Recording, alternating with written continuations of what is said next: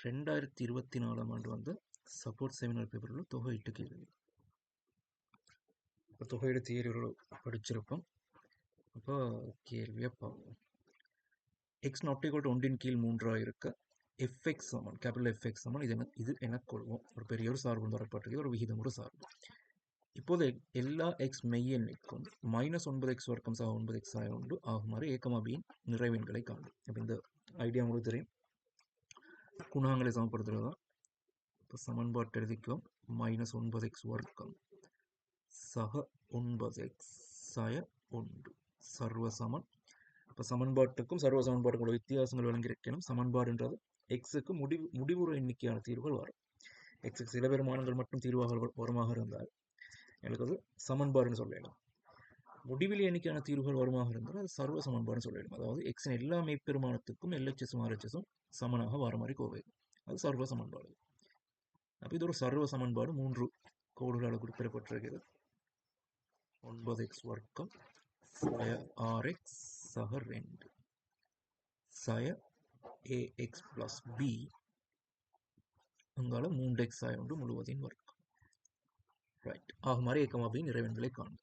அப்போ இங்கே மேக்ஸிமம் வரப்போகுது, எக்ஸ்ட்ரா 3ஆம் அடுக்கு வரைக்கும் வரப்போகுது. நம்மளோட ஆர்ஹெச்எஸ்ல காணப்பட்டிருக்கோவே எக்ஸ் வர்க்கத்தோடு ஒரு எக்ஸ் பெருக்கப்பட்டிருக்குது. அதே மாதிரி இங்கேயும் ஒரு எக்ஸ் வர்க்கத்தோடு எக்ஸ் பெருக்கப்பட்டிருக்குது. அப்போ 3ஆம் படி கோவை வரும். 3ஆம் படி கோவைன்ற நேரம் எக்ஸ் கணம் எக்ஸ் வர்க்கம் எக்ஸ் எக்ஸின் 0 சொல்லி 4 சமன்பாடுகள் எடுக்கலாம். ஆனால் எங்களுக்கு 2 தெரியாக்கணியங்கள் தான் இருக்குது, ஏபின்ற மாதிரி. அப்போ 4 சமன்பாடுகள், அதாவது தெரியாக்கணியங்களுக்கு மேலதிகமாக சமன்பாடுகள் எடுக்கலுமா இருந்தால் கட்டாயம் நீங்கள் எடுத்த பெருமானங்களை எக்ஸ்ட்ராவாக காணப்படும் 2 சமன்பாட்டிலையும் இந்த கணக்கை பொறுத்தவரையில் 4 சமன்பாடுகள் 2 தெரியாக்கணியங்கள். அப்போ 2 சமன்பாட்டை பயன்படுத்தி ஏபியை கண்டுபிடிக்கலாம். மிச்சம் இருக்கிற 2 சமன்பாட்டையும் நீங்கள் பெற்றுக்கொண்ட பெருமானங்களை பிரதியிட்டு ஏக்கும் பிக்கும் வர பெருமானங்களை பிரதியிட்டு எல்லா சமன்பாடும் திருப்தி செய்யப்படுதான்னு பார்க்கணும். இல்லாட்டி அந்த சமன்பாடுக்கு தீர்வுகள் இல்லைன்னு அர்த்தம். கட்டாயம் அந்த வேலையை நீங்கள் செஞ்சு காட்டணும். தெரியாக்கணியங்களுக்கு மேலதிகமாக சமன்பாடுகள் காணப்படுமாக இருந்தால் இப்போ இங்கே எக்ஸ் கணத்தை நீங்கள் சமப்படுத்தினா உங்களோட எல்ஹெச்எஸ்ல 0 அங்கால ப்ராக்கெட் நீக்கி எழுதி கொண்டாலும் பிரச்சனை இல்லை. ஏ எக்ஸ் கணம் வரும், 9a எக்ஸ் கணம் வரும். அப்போ இங்கே ஒரு 9a வரும். அதே மாதிரி இங்கே ஒரு -9a வரும். அப்போ இங்கே பிரச்சனை இல்லை, ஒரு சமன்பாடு கேன்சல் ஆகியே போயிருச்சுன்னா இல்லை 3x முழுவதும் வர்க்கன்றது நீங்கள் ப்ராக்கெட் நீக்கி எடுத்தால் இப்படி தான் வரும். இந்த செட் அப்படியே நீங்கள் ப்ராக்கெட் நீக்கிற நேரம் 9x வர்க்கம் சய rx சக 1ன்ற மாதிரி வந்திருக்கு. இவர் நீங்கள் ப்ராக்கெட் நீக்கி எடுத்தால், ஆகவே இந்த ax-ஓட 9x வர்க்கத்தை பெருக்கிவிட்டால் -9x கணம் வரும். அது ரெண்டும் கேன்சல் ஆகி போயிடும். அப்போ எக்ஸ் கணத்தின் குணகத்தை சமப்படுத்தி ஒரு சமன்பாடு உருவாக்கலாம் இருக்கிறது. அந்த மாதிரி எக்ஸ் வர்க்கத்தை சமப்படுத்தினால் இங்கே அளவுக்கு -9 வருது. அங்கால பக்கம் வரும்போது இந்த எக்ஸையும் இந்த எக்ஸையும் பெருக்கி ஒரு எக்ஸ் வர்க்கம் எடுக்கலாம். அப்போ -6a வரும். அதே மாதிரி இந்த ax-ஓட இந்த rxை பெருக்கலாம். இப்போ -6ax -6a வரும். அந்த மைனஸும் இந்த மைனஸும் பெருக்கப்பட்டு +6a வரும். ரைட். அப்போ இன்னொரு எக்ஸ் வர்க்கம் வரக்கூடிய மாதிரி கோவை இந்த பியும் இந்த எக்ஸ் வர்க்கம் 9x வர்க்கம் பெருக்கப்பட்டு எடுக்கலாம். ஆகவே இவங்க 2 பேரும் பெருக்கப்பட்டு 0 ஆயிட்டாங்க. சாரி, 6a வந்துச்சு. இப்போ +6a இங்கே ஒரு -6a. அது மாதிரி இந்த பியும் இந்த எக்ஸ் வர்க்கமும் பெருக்கப்பட்டு 9b வரும். இப்போ -6aக்கு +6a கேன்சல், 9b சமன் -9 வரும். பியின் பெருமானம் -1 வரும். அதே மாதிரி எக்ஸின் குணகத்தை சமப்படுத்தினால் உங்களுக்கு வரப்போகிறது இங்கே பக்கம் 9 வருது. இங்கால 2a சய a சக 6bன்ற மாதிரி வரும். அப்படிதானே? இந்த ஏயும் இந்த நம்பரும் பெருக்கப்படலாம். அது மாதிரி இந்த சயாரும் இந்த பியும் பெருக்கப்படலாம். ரெண்டும் பெருக்கப்பட்டு எக்ஸின் குணகங்கள் வரும். அப்போ இந்த ஏயோட 1 பெருக்கினால் +a வரும், -ஓட பெருக்கப்பட்டால் -a வரும். பியோட -6 பெருக்கினால் -6b வரும். இந்த -ஓட பெருக்கப்பட்டு +6b வரும். ஆகவே ஏயின் பெருமானம் நாங்கள் எனக்கு கண்டுபிடிக்கல. பியின் பெருமானம் சய 1 தெரியும். 9 சமன் a சய 6ன்ற மாதிரி வரும். ரைட். சின்னொரு பிளவுட்டம் இங்கே பி தர ஒன்று -b வரும். இந்த இடத்துல உங்களுக்கு -b வந்திருக்கு,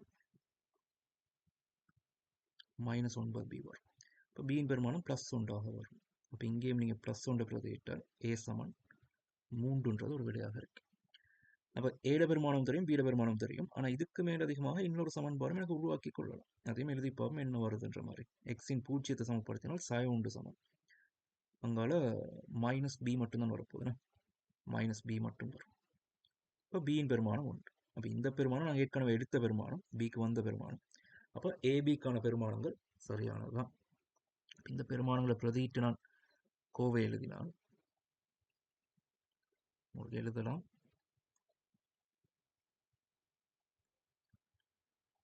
மைனஸ் 9x வர்க்கம் சக 9x ஆய ஒன்றுன்றது எனக்கு ஏயின் பெருமானம் தெரியும் 3. அதோட இதெல்லாம் கண்டுபிடிச்ச போல நீங்கள் இதே எழுதி காட்டணும். ஏ சமன் 3, பி சமன் 1ன்ற மாதிரி தரப்பட்ட சர்வ சமன்பாட்டினை உங்களுக்கு இந்த ஃபார்மேட்டில் எழுதி கொள்ளலாம். 3x தர 9x வர்க்கம் சய 6x சக 2 சய 3x சக 1 தர 3x ஆய 1 முழுவதின் வர்க்கம். அவங்க தந்த சமன்பாட்டினை சர்வ சமன்பாட்டினை இந்த மாதிரி ஃபார்மேட்டில் எங்களுக்கு தேவைப்பட்டால் எழுதி கொள்ளலாம். ரைட். அடுத்து ஏ கமா பியாக நிறைவெண்களை காண்க. இதிலிருந்து எஃப்எக்ஸை பகுதிப்பினங்களாக எழுதி எஃப்எக்ஸ் சமன் எஃப்எக்ஸ்ட தொகையிட்டை இது கண்டுபிடிக்க சொல்கிறான். அப்போ எஃப்எக்ஸ்னது -9x வர்க்கம் சக 9x சாய 1 கீழ் 3x சாய 1 வர்க்கம் 9x வர்க்கம் சாய 6x சக 2. அப்போ இவர பகுதிப்பின்னம் கண்டுபிடிக்க சொன்னால் -9x வர்க்கம் சக 9x சாய 1 தான் கூட. அதுக்கு கீழே 9x வர்க்கம் சாய 6x சக 2 அங்கால 3x சாய 1 முழுவதின் வர்க்கம்ன்றதான் உடைய எஃப்எக்ஸ். அப்போ இதைத்தான் பகுதி பின்னமாக்கி கேட்குறோம். அப்போ இவரை பகுதி பின்னமாக்குற நேரம் இந்த மேலே காணப்பட்ட சாய 9x வர்க்கம் சக 9x சாய 1க்கு பதிலாக முழுசா நீங்கள் இந்த RHS கோவையை பிரதிட்டு எடுக்கலாம். பிரதிட்டா வரும் உங்களுக்கு இப்படி வரும். பழமையாக செய்கிற கேள்விதான். அங்கால 9x வர்க்கம் சாய 6x சக 2 வரும். சாய 3x சக 1 அங்கால 3x சாய 1 முழுவதின் வர்க்கம்ன்றது மேலே காணப்பட்ட இந்த செட்டுக்கு சமனாக இருந்திருக்கும். இப்போ முழுவதின் கீழ் 9x வர்க்கம் சய 6x சக 2 தர 3x சாய 1 முழுவதின் வர்க்கம் சமனாக இருந்திருக்கும். இப்போ தனித்தனியாக எழுதினால் இந்த 3x தர இவருக்கு கீழே இவர், அது மாதிரி இந்த முழு செட்டுக்கு கீழே இவர், அந்த மாதிரி எழுதினா பாருங்க. 3x தர இவருக்கு கீழே இவர் எழுதுற நேரம் இந்த இருபடிச்சார்பு அப்படி கேன்சல் ஆகி போயிடும். இப்போ பேலன்ஸ் ஆக போகிறது 3xின் கீழ் 3x சாய 1 முழுவதின் வர்க்கம் சாயம். இவங்க ரெண்டு பேரும் தனித்தனியாக எழுதுற பாருங்க. 3x சாய 1 வர்க்கம் கேன்சல் ஆயிரும். மேலே 3x சாக 1 மட்டும் மிஞ்சிருக்கும். கீழே 9x வர்க்கம் சாய 6x ஆக 2 வரும். இப்போ பகுதி பின்னமாக்கி முடிஞ்சு இப்போ ஒரு தொகையீடு கேட்குறாங்க. இப்போ ஒரு தொகையிடுற நேரம் எஃப்எக்ஸின் தொகையீடு. அப்போ எனக்கு எஃப்எக்ஸுக்கு பதிலாக இந்த கோவையை பிரதிடலாம். பிரதிட்டா பாருங்க. 3xின் கீழ் 3x சாய 1 முழுவதின் வர்க்கம் dx மைனஸ் 3x சக 1 கீழ் 9x வர்க்கம் சாய 6x சக 2 dx. அப்போ எஃப்எக்ஸை தொகையிடுறது உண்டு தான், இங்கே உள்ள செட் அப்படியே தொகையிடுறது உண்டு. அப்போ இவரை தொகையிடுற நேரம் பாருங்க. கீழே ஒரு நிறை வர்க்கம் காணப்படுது. அப்போ நிறை வர்க்கங்கள் காணப்படுற நேரம் எங்களுக்கு இந்த மாதிரி ஒரு ஃபார்மேட் எடுக்கலாமான்ற மாதிரி நீங்கள் யோசிக்கலாம். ஜிஎக்ஸின் கீழ் எஃப்எக்ஸ் முழுவதும் வர்க்கம்ன்ற மாதிரி. அப்போ கீழுள்ளவரோட வகையீடு மேலே இருந்தால் டிரெக்டாக எனக்கு ஆன்சரை போட்டுக்கொள்ளலாம். அடிவர கீழுள்ளவர விரிவு எழுதி மேலுள்ளவர் அவரோட வகையீடாக இருந்தால் எனக்கு லொன்னுக்கு எஃப்எக்ஸை போட்டுக்கொள்ளலாம். அந்த மாதிரி செஞ்சு கொள்ளலாம். அப்படி இல்லாட்டி வேறு வேறு முறைகள். அப்போ ஒரு முதலாம் படி சார்புக்கு கீழே 2ஆம் படி சார்பு வரணும். நீங்கள் முதல்ல செக் பண்ண வேண்டியது வகையீட்டு தான். ரைட். ஒரு 2ஆம் படி சார்புக்கு மேலே எஃப்எக்ஸின் கீழ் ஜிஎக்ஸுக்கு மேலே இப்படி எழுதுவோமே.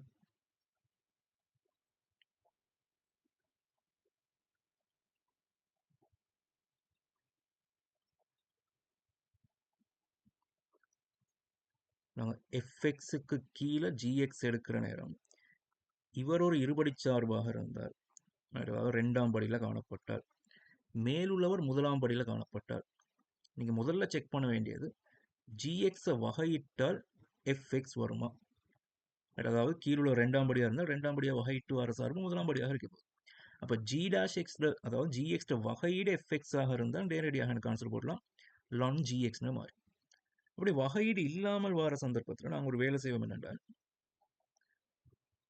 எஃப்எக்ஸினை ரைட் எஃப்எக்ஸ் அதாவது எஃப்எக்ஸ் முதலாம் படி சார்பு அந்த முதலாம் படி சார்பினை லம்டா தர கீழுள்ளவரோட வகையீடு ரைட் லம்டா தர கீழுள்ளவர் வகையீடு சக ஒரு மியூன்ற மாதிரி எழுதப்படும் ரைட் இங்கே லம்டா மியூன்றது குணகங்களை சமப்படுத்தி கண்டுபிடிக்கக்கூடிய ஒரு சார்பு ரைட் அப்போ மேலுள்ள சார்பினை கீழுள்ளவரோட வகையீடு ப்ளஸ் ஒரு மியூன்ற ஃபார்மேட்டில் எழுதி அதுக்கு அங்கே கணக்கு கொண்டு போடும் அப்போ ஒரு முதலாம் படிக்கு கீழே ரெண்டாம் படி வார நேரம் பொதுவாக முதலாவது வேலை நீங்கள் இதை எடுக்கிறது தான் கீழுள்ள ஒரு வகையீடு மேலுக்கு செக் பண்ணுறது தான் வகையீடு இருந்தால் டிரெக்ட் ஆன்சர் லண்டனுக்கு தூக்கி போட்டலாம் வகையீடு இல்லாட்டி வகையீடு ப்ளஸ் இன்னொரு மியூன்ற மாதிரி லம்டா தர வகையீடு சக மியூன்ற மாதிரி ஒரு ஃபார்மேட்டில் இவரை சுருக்கி எடுக்கிறது தான் அப்போ ஒரு வேலை செய்வோமே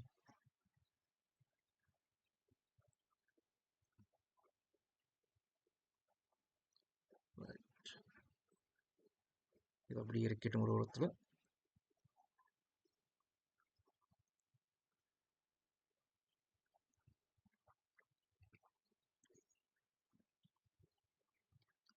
சார் அப்போ இவர் மூண்டெக்ஸின் கீழ் மூண்டெக்ஸ் ஆயோண்டு முழுவதும் வர்க்கம்ன்ற மாதிரி வந்திருக்கு அப்போ கீழோட வகையீடும் மேலே இல்லை ஆனால் இவருக்கு இன்னொரு மெத்தட் யூஸ் பண்ணலாம் எப்படின்றால் கீழோட நிறை வர்க்கம் இருக்குது தானே அதோட கீழே மூண்டெக்ஸ் ஆயோண்டின் வர்க்கம் இருக்குது மேலே ஒரு மூண்டெக்ஸ் இருக்குது நாங்கள் இப்போ சொன்ன அதே விஷயத்தை கொஞ்சம் நேரடியாக செய்கிறதுக்காக பாருங்க இப்படி ஒரு வேலை செய்யும் இந்த மூண்டெக்ஸோட நான் ஒரு ஒண்டை கழிச்சிட்டு ஒண்டை கூட்டுறேன் ரைட் ஒண்டை கழிச்சிட்டு ஒண்டை கூட்டுறோம் கீழே மூண்டெக்ஸ் ஆயோண்டு முழுவதின் வர்க்கம் டிஎக்ஸ்ன மாதிரி வரும் இங்கே உள்ள தொகைட்டு பற்றி நாங்கள் போகிறோம் இப்போ மூண்டெக்ஸ் ஆக ஒன்றின் கீழ் 9x வர்க்கம் சாய RX ஆக ரெண்டின் தொகையிட்ட பற்றி போகிறோம் இப்போ இங்கே உள்ள ஃபர்ஸ்ட் செட்டை மட்டும் பார்ப்போம் இந்த ஃபர்ஸ்ட் செட்டை பார்த்தீங்கன்னா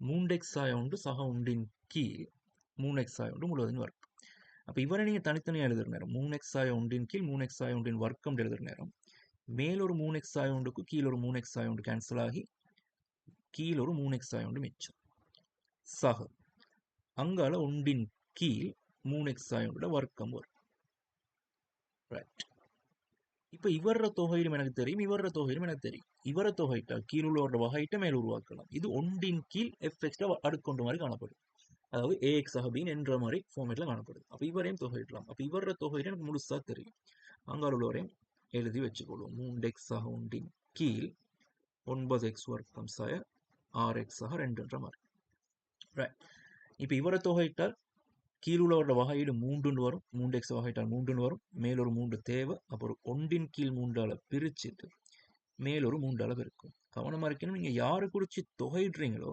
அவர் ஒரு நாளும் பிரித்து பெருக்கக்கூடாது ஒரு நம்பரால் பிரிக்கலாம் பெருக்கலாம் ஒரு நாளும் இப்போ எக்ஸ் குறித்து தொகையிடுற மாதிரி இருந்தால் எக்ஸை நீங்கள் தொகைட்டுக்குள்ளால பெருக்கிட்டு எக்ஸால் தொகைட்டுக்கு வெளியே பிரிக்கலாம் ஒரு நாள் தொகைட்டுக்கு வெளியே நீங்கள் எக்ஸை கொண்டு வரக்கூடாது எக்ஸ் குறித்து தொகையிடுற மாதிரி இருந்தால் எக்ஸ் ஆனது தொகைட்டுக்கு வெளியே பொது எடுக்கிற மாதிரியோ அல்லது நீங்கள் பிரிக்கிற மாதிரியோ செய்யக்கூடாது உங்களோட எக்ஸ் தான் நீங்கள் மாறியாக வரப்போகுது நம்பர்ஸை பிரிக்கலாம் பிரச்சனை இல்லை ஒரு சார்போட நீங்கள் நம்பர்ஸை பிரிக்கிறதுனாலும் பிரச்சனை வரப்போகுது இல்லை ஆனால் ஒரு சார்போட எஃப்எக்ஸ்னு ஒரு சார்போட எக்ஸை பிரிக்கிறதுனால அந்த சார்பு மாறப்போகுது ஆகவே எக்ஸ் குறித்து தொகையிடுற நேரம் நீங்கள் எக்ஸால் பிரித்து பெருக்கிற வேலைகளை செய்யக்கூடாது அது மாதிரி இவர தொகையிடு பாருங்க எனக்கு இவரை இப்படி எழுதலாம் 3x சாயர் ஒன்று முழுவதின் சய 2ஆம் அடுக்கு dx மாதிரி எழுதலாம் சய 3x ஆக ஒன்று நீங்கள் இந்த எல்லா வேலைகளையும் ஒரே வரியில் செய்யலாம் நான் கொஞ்சம் விளக்கமாக எழுதி காட்டுறேன் எப்படி வரும்ன்றது ரைட் இப்போ இந்த ஃபர்ஸ்ட் செட் பிரச்சனையில் ஒன்றின் கீழ் 3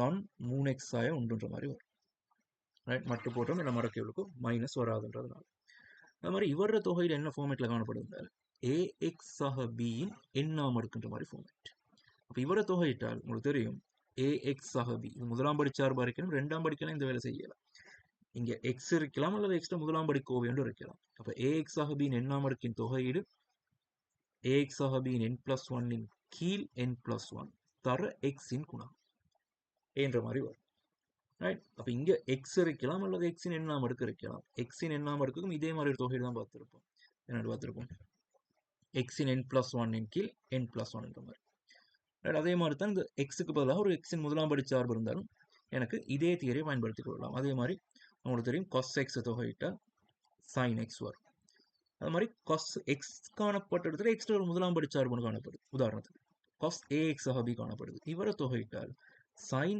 ax ஆக b இன் கீழ் என்ற மாதிரி வரும் கிட்டத்தட்ட எக்ஸ் காணப்படுற எல்லா இடத்துலையும் நீங்கள் ஏஎக்ஸ் ஆக பி அல்லது எக்ஸின் முதலாம் படி சார்பை பிரதியிட்டாலும் எக்ஸின் முதலாம் படி சார்பு ஒன்று வந்திருந்தாலும் வளமையாக நீங்கள் எக்ஸை தொகையிட்ட மாதிரியே தொகையிட்டு எக்ஸின் குணகத்தால் பிரித்து விட்டீங்களா சார். அப்போ இவருக்கு ஏஎக்ஸ் ஆக பியின் எண்ணாம் அடுக்குன்ற மாதிரி ஃபார்மேட். ஆகவே 3x சாய ஒன்றின் சாயோராம் அடுக்கின் கீழ் சாய ஒன்று 3x சாய ஒன்றின் சாய 2 1 கூட்டினால் சாய ஒன்று கீழே சாய ஒன்று வரும். எக்ஸின் குணகம் 3 அதையும் பெருக்கி விட்டன சாயம் இங்கே வர. இப்போ பார்ப்போம். நான் ஏற்கனவே சொன்ன மாதிரி 2ஆம் படி சார்புக்கு மேலே முதலாம் படி சார்பு வரும். அப்போ 2ஆம் படி சார்புக்கு மேலே முதலாம் படி சார்பு வருமாக இருந்தால் ஃபர்ஸ்ட்டாக நீங்கள் செக் பண்ண வேண்டியது கீழே உள்ள ஒரு வகையீடு மேலே இருக்குதா. இருந்தால் பிரச்சனை இல்லை, நேரடியாக லானுக்கு தூக்கி போட்டுடலாம். அப்படி இல்லாட்டி கீழுள்ளோட வகையீடு தர லேம்டா சக ஒரு மியூன்ற மாதிரி ஃபார்மேட்டில் இந்த 3x ஆகும்னு நீங்கள் எழுதி கொள்ளணும். இந்த 3x ஆகும்னு நீங்கள் எப்படி எழுதலாம்டா, கீழுள்ள ஒரு வகையிட்டா பாருங்க, லேம்டா தர கீழுள்ள ஒரு வகையிட்டால் 18x சாய 6 வரும். சக ஒரு மியூன்ற மாதிரி எழுதப்படும். இந்த 3x ஆகும்னா இந்த மாதிரி ஃபார்மேட்டில் மாற்றி எடுத்துக்கொள்ள போகிறேன். ஆரம்பத்தில் செஞ்சு அதே வேலை தான், பகுதி பின்னமாக்குற நேரம் மறைமுகமாக இதே மாதிரி வேலை தான் செய்யும். மேலுள்ள முழுச்சார்பையும் எனக்கு தேவையான மாதிரி செட் பண்ணி எடுத்துக்கொள்கிறேன். அப்போ இங்கே நீங்கள் குணங்களை சமப்படுத்தினா பாருங்க, எக்ஸின் குணகத்தை சமப்படுத்தினால் இங்கால பக்கம் 3 அங்கால பக்கம் 18 லேம்டா. அப்போ லேம்டாவோட பெருமானம் 1 கீழ் 6ன்ற மாதிரி வரும். அது மாதிரி எக்ஸின் பூஜ்ஜியத்தை சமப்படுத்தினால் இங்கால பக்கம் 1 சாய 6 லேம்டா சக மியூன்ற மாதிரி வரும். அப்போ சாய 6 லேம்டான்றது 6 லேம்டா சமன் 1, அப்போ சாய 1 வரும். மியூ சமன் 2 வரும். ஆக உங்களுக்கு இந்த தொகையிட்ட மட்டும் தனியாக செஞ்சு காட்டுறேன். 3x ஆக ஒன்றின் கீழ் 9x வர்க்கம் சாய 6x ஆக ஒன்றுன்றது உங்களுக்கு வரப்போது மேலுள்ள 3x ஆக ஒன்றுக்கு பதிலாக உங்களுக்கு போடலாம். 1 கீழ் 6 18x சாய 6 சக 2ன்ற மாதிரி போடலாம். ஏன்னா 3x ஆக ஒன்றுக்கு பதிலாக முழுவதின் கீழ் 9x வர்க்கம் சாய 6x ஆக ஒன்று dx மாதிரி வரும். ரைட், இப்போ இவரை தனி எடுத்து தொகையிட்டு மேலே கொண்டு வந்து பிரதியிடுவோம். சரி, ஆகவே நாங்கள் ஸ்டார்ட் பண்ணது 3x ஆக ஒன்றின் கீழ் 9x வர்க்கம் சாய 6x ஆக ஒன்று dx. இதுக்கு பதிலாக நாங்கள் எழுதினது தான் இந்த 1 கீழ் 6 18x சாய 6 தனித்தனியாக எழுதிக்கொள்வோம். 1 கீழ் 6 18x சாய 6 கீழே 9x வர்க்கம் சாய 6x ஆக 1 சக 2 சக 2 dx சக 2 கீழ் 9x வர்க்கம் சாய 6x ஆக 2 dx. இப்போ இந்த செட் பிரச்சனை இல்லை, இவரை தொகையிட்டு முடிச்சு கொள்ளலாம். கீழே உள்ள ஒரு வகையீடு மேலே இருக்குது. 1 கீழ் 6 மாறலி தானே, அப்போ 1 கீழ் 6 வெளியெடுத்துருவோம். இவரை தொகையிட்டால் லான் 9x வர்க்கம் சாய 6x ஆக 2ன்ற மாதிரி வரும். இப்போ எக்ஸின் எல்லா மெய்ப்பெருமானத்துக்கும் இந்த கோவை எப்படியுமே நேர் பெருமானம் என்ற ஒரு டெல்டா மறை பெருமானத்தில் வரும். பட் இந்த இருபடிச்சார்புடைய டெல்டா மறை பெருமானத்தில் வரும். அப்போ டெல்டா மறை பெருமானம் ஏ நேர் பெருமானம்ன்றதுனால இவர் எப்பயுமே நேர் பெருமானம் தான் வருவார் எக்ஸ் எல்லா பெருமானத்துக்கும். அப்போ இவருக்கு நீங்கள் மட்டு போட வேண்டிய அவசியம் இல்லை, டிரெக்டாக ப்ராக்கெட்டே போட்டுக்கொள்ளலாம். ரைட், சக 2 வெளியெடுத்தா பாருங்க, டிஎக்ஸின் கீழ் ஒரு இருபடிச்சார்பு வருது. இப்போ முதலாம் படிக்கு கீழே 2ஆம் படி வந்தால் என்ன செய்யணுன்றது சொன்னேன். இப்போ ஒரு மாறிலிக்கு கீழே இருபடிச்சார்பு வார நேரம், ஒரு மாறிலிக்கு கீழே இருபடிச்சார்பு வார நேரம் அது 3 வடிவங்களில் வரும். டிஎக்ஸின் கீழ் ஒரு ஏஎக்ஸ் வர்க்கம் சக பிஎக்ஸ் ஆக சீன்ற நேரம் இவரோட டெல்டா வச்சு நீங்கள் முடிவெடுக்க போகிறீங்க என்னென்ன ஃபார்மேட்டில் இவர் செட் பண்ணலாம்ன்றது. இவர் டெல்டா பெருமானம் பெரிது பூஜ்ஜியமாக இருந்தால் இவருக்கு காரணிகள் காணப்பட்டதாக இருக்கும். இப்போ இவருக்கு காரணிகள் காணப்பட்டால் கீழுள்ளவரை காரணிப்படுத்தினீங்க X minus A X minus பின்ற மாதிரி ஃபார்மேட்டில் காரணிப்படுத்தி எடுக்கலாம். அப்போ இப்படி காரணிப்படுத்தின பிறகு அங்கால பகுதி பின்னமாக்கலாம். பகுதி பின்னமாக்கி லொன்னுக்கும் தூக்கி போட்டு எடுக்கலாம். அது மாதிரி டெல்டா சமன் 0 இருந்தால் எங்களுக்கு சொல்லலாம், டெல்டா சமன் 0 நேரம் உங்களுக்கு தெரியும் ஒரே ஒரு மெய்த்தீர்வு வரப்போகுது. அப்போ டிஎக்ஸின் கீழ் எக்ஸ் மைனஸ் ஏட வர்க்கம்ன்ற மாதிரி ஃபார்மேட்லேயே ஒரு வருவார். அப்போ இவரோட தொகையிலும் நான் சொன்னேன் ஏஎக்ஸ் ஆகபின் எண்ணாம இருக்கின்ற மாதிரி தொகையிட்டு எடுக்கலாம். இது 2க்கும் மேலதிகமாக டெல்டா சிறிது பூஜ்ஜியமாக இருந்தால் இவருக்கு காரணிகள் இல்லைன்னு அர்த்தம். கீழுள்ள சார்புக்கும் எக்ஸ் அச்சு வெட்டுப்படாதுன்னு அர்த்தம். ரைட், அவர் 0 ஆகிற நேரம் காரணிகள் வராதுன்னு அர்த்தம். டெல்டா சிறிது பூஜ்ஜியமாக இருந்தால் அவர் நீங்கள் வர்க்க பூர்த்தியாக செய்கிற நேரம் இந்த மாதிரி ஒரு ஃபார்மேட்டில் வரும். டிஎக்ஸின் கீழ் எக்ஸ் வர்க்கம் சக ஏ வர்க்கம்ன்ற மாதிரி. அப்போ இவர தொகையீடு உங்களுக்கு தெரியும், எஃப்எக்ஸின் எண்ணாம் அடுக்குன்ற மாதிரி தொகையிட போகிறோம். இவருக்கு ஒன்றின் கீழ் ஏ அங்கால tan இன்வர்ஸ் எக்ஸின் கீழ் என்ற மாதிரி வரும். ஒரு நம்பருக்கு கீழே அல்லது ஒரு மாறிலிக்கு கீழே ஒரு இருபடி சார்பு வருமா இருந்தால் டெல்டா வச்சா நாங்கள் முடிவெடுக்க போகிறோம் என்ன ஃபார்ம் எடுக்க மாற்றப்படும். டெல்டா பெரிது பூஜ்ஜியமாக இருந்தால் பகுதி பின்னும், டெல்டா சமன் பூஜ்ஜியமாக இருந்தால் எஃப்எக்ஸின் எண்ணாம் அடுக்கு, டெல்டா சிறிது பூஜ்ஜியமாக இருந்தால் tan இன்வர்ஸ் வரும். நீங்கள் இவ்வளோ தூரம் யோசிக்கவும் தேவையில்லை. டிரெக்டாக கீழே உள்ள ஒரு வர்க்க பூர்த்தியாக்கல் செஞ்சால் உங்களுக்கு வார ஃபார்மேட் இந்த 3 வடிவங்கள் ஏதோ ஒரு வடிவம் வரும். எக்ஸ் வர்க்கம் சய ஏ வர்க்கம் அல்லது ஏ வர்க்கம் சய எக்ஸ் வர்க்கம், அப்படியும் இல்லாட்டி ஏ வர்க்கம் சக எக்ஸ் வர்க்கம் ஃபார்மேட்டில் வரும். அது கீழே உள்ள ஒரு வர்க்க பூர்த்தியாக செஞ்சிங்களா இருந்தால், இப்போ வர்க்க பூர்த்தியாக செஞ்சு முடிய இந்த ஃபார்மேட்டில் வந்தால் இவர் எக்ஸ் வர்க்கம் சய ஏ வர்க்கம் காரணிப்படுத்தலாம்னா பகுதி பின்னம். அது மாதிரி இவரையும் காரணிப்படுத்தலாம், இதுவும் பகுதி பின்னம். இது tan இன்வர்ஸ் வரும். இப்போ மெயினாக வரப்போது 2 ஃபார்மேட் தான். ரைட், அதே நேரம் சில நேரங்கள் இப்படி நடக்கும்.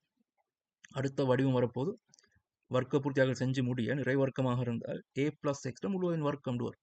அப்போ இந்த 4 வடிவங்கள் ஏதோ ஒரு வடிவம் தான் வரப்போகுது. அப்போ இந்த 2 ஃபார்மேட்டுக்கும் நாங்கள் பகுதி பின்னத்தை பயன்படுத்துவோம், இதுக்கு நாங்கள் tan இன்வர்ஸை பயன்படுத்துவோம், அது மாதிரி இவருக்கு எஃப்எக்ஸின் எண்ணாம் அடுக்குன்றது பயன்படுத்துவோம். அப்போ இந்த 4 முறைகள் தவிர ஒரு இருபடி சார்புக்கு மேலே ஒரு நம்பர் வர்றது வேறு எந்த வடிவத்திலையும் வராது. இப்போ கீழே உள்ளவரை நீங்கள் முழுசாக வர்க்க பூர்த்தியாக செஞ்சு முடிய இந்த 4 ஃபார்மேட்டில் என்ன ஃபார்மேட் வருன்றதை பார்த்து அதுக்கு அங்கால அவர் தொகையீடு எப்படி செய்யலாம்ன்றதை முடிவெடுத்துக் கொள்ளலாம். ரைட், அப்போ இப்போ எங்களுக்கு தந்த கோவை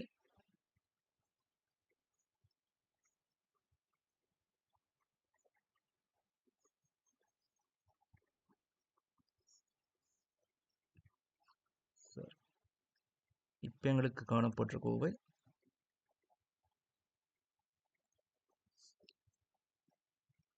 ஒன்றின் கீழ் 6 தொகையிட்டு முடிச்சவர் அப்படி எழுதிக்கொள்வோம். 9x வர்க்கம் சக 6x சக 2 சக 2. இவரை நீங்கள் வர்க்க பூர்த்தியாக செஞ்சால் பாருங்க, டிஎக்ஸின் கீழ் இதை வர்க்க பூர்த்தியாக செஞ்சால் 3x. ரைட், அப்போ 3x மைனஸ் வரப்போகுது நடுவில் கட்டாயம், எப்படியோ ப்ராக்கெட் பண்ணி முழுவதின் வர்க்கம் ஒன்று போட போகிறோம். நான் இங்கே 3x தெரிவு செஞ்ச காரணம் என்னென்றால் இங்கே 9x வர்க்கம் வருது. அப்போ 9x வர்க்கம் வரணுமா இருந்தால் எக்ஸின் குணகம் கட்டாயம் 3 இருந்திருக்கணும். அப்போ தான் வர்க்கப்படுத்தி 9x வர்க்கம் எடுக்கலாம். அதே நேரம் இங்கே போட்ட ஒரு நம்பர், ரைட், 3x ஆகி ஒரு நம்பர் போட்டிருப்போம், அந்த நம்பரையும் பெருக்கி அந்த நம்பரையும் 3x பெருக்கி 2ஆல் பெருக்கினால் 6x வரணும். அப்போ கட்டாயம் இங்கே 1 இருந்திருக்கேன். ரைட், அப்போ 3x ஆக ஒன்று முழுவதின் வர்க்கத்தின் விரிவு எழுதினால் 9x வர்க்கம் வரும், சய 6x வரும், சக 1 எக்ஸ்ட்ரா வரும். அந்த 1 இல்லாமக்க 1 கழிச்சு விட்டால் அப்போ இந்த இடத்துல -1 வந்திருக்கும், சக ஒரு 2. இப்போ சுருக்கி எடுத்தா பாருங்க இந்த மாதிரி வரும். 9x வர்க்கம் சய 6x சக 2 சக 2 தர dxின் கீழ் 3x சய 1 முழுவதின் வர்க்கம் சக 1ன்ற மாதிரி வரும். பாருங்க, நான் வர்க்க பூர்த்தியாக செஞ்சு முடிய நான் சொன்ன ஃபார்மேட் எக்ஸ் வர்க்கம் சக ஏ வர்க்கம்ன்ற மாதிரி ஃபார்மேட் உண்டு ஏன்னா செட் ஆகி வந்திருக்கு. அப்போ இதை எனக்கு டேட்டா போடலாம். 6x சக 2 இவர் tan இன்வர்ஸ் உள்ளுக்கு வருவாருன்னு சக tan இன்வர்ஸ் போடுற எனக்கு கவனமாக இருக்கணும்.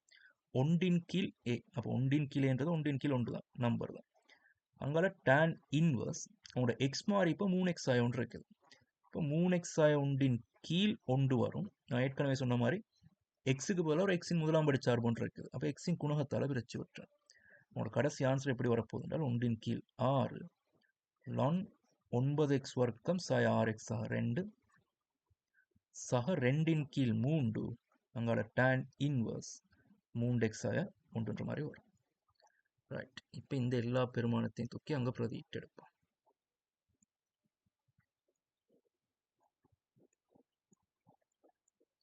எல்லாத்தையும் கொண்டு வந்து இங்கே பிரதியிட்டால் உங்களோட கடைசி ஆன்சர்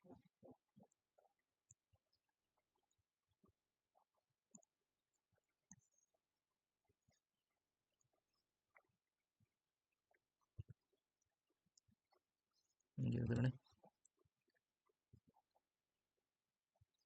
தொகையிட சொன்ன எஃப்எக்ஸுக்கான தொகையீட்டின் உங்களோட கடைசி ஆன்சர் இந்த 2 செட்டும் அப்படியே வரும். 1 கீழ் 3 ln 3x - 1 அப்படியே இருக்கும். இவரை சுருக்கினால் சாய ஒன்றின் கீழ் 3 சாய ஒன்று வரும். இவரை தொகையிட்டால் அங்கே மைனஸ் ரைட், அவரை தொகையிட்டால் மைனஸ் ஒன்றின் கீழ் 6 ln 9x வர்க்கம் சாய 6x சக 2 5 சக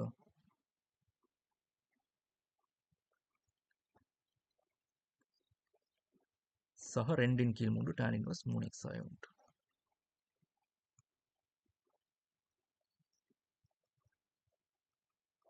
3x சாய 1 ரைட். சக சின்றது நீங்கள் போட்டுக்கணும். அப்போ யாருன்றதையும் எழுதி காட்டணும். எதேச்சை மாறிலி.